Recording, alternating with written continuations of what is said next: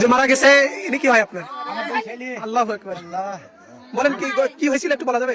এই মুরগির এই জায়গায় এই যে মুরগি গন্ধ ঠিক যাচ্ছে না, তাই একটা পদ্ধতি আছে লমনে সেটা একটু টেনি দিতেছে হাত দিলি ছাপাই ওরা এসব পান মানে ছুরি তো এসব পান মেরি দিতেছে কোনো আমরা করতে পারি না। আমরা দুইটা ছেলে মানে ছেলে মোট কয়টা আপনার? মোট দুইটাই ছেলে দুইটাই আহত মরি গেছে আবার আহতকে মরি গেছে একটা ভর্তি দেয় না একটা জায়গায় মরি গেছে আমি তো রাখবো না, আমি সত্যি কথা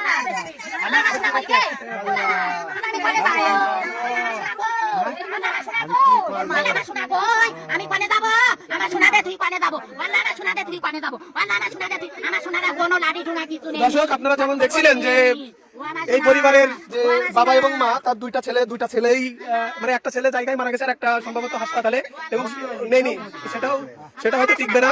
আমরা যেমনটি দেখছিলাম তো এই রোজা রমজানের মাসে এদের ফাঁসি চাই।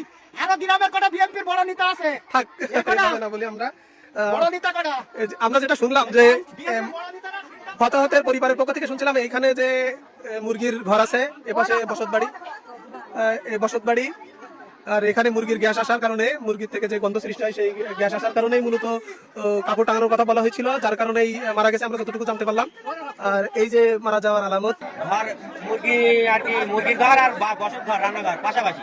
এখন ওরা গন্ধই ভাত খাতে পারে না বা থাকতে পারে না, বলা হয়েছে একটু পর্দা দিয়ে করতে, কিন্তু আজকে হঠাৎ দুপুরে খাওয়ার সময় বলছে একটু পর্দাটা নামাই দিতে দেয়নি, আরো পর্দা উঠাই দিয়েছে।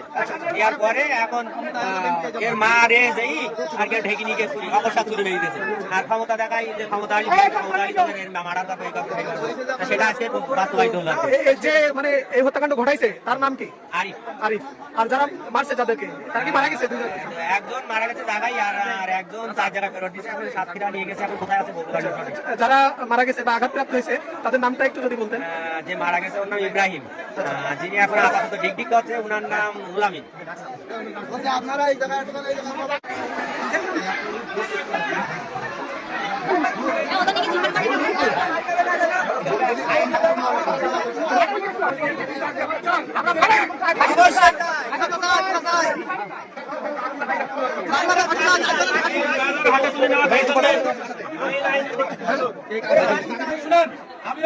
আমি আপনাদের থানার অফিসার ইনচার্জ, আপনাদের কলারা থানার আমি ওসি।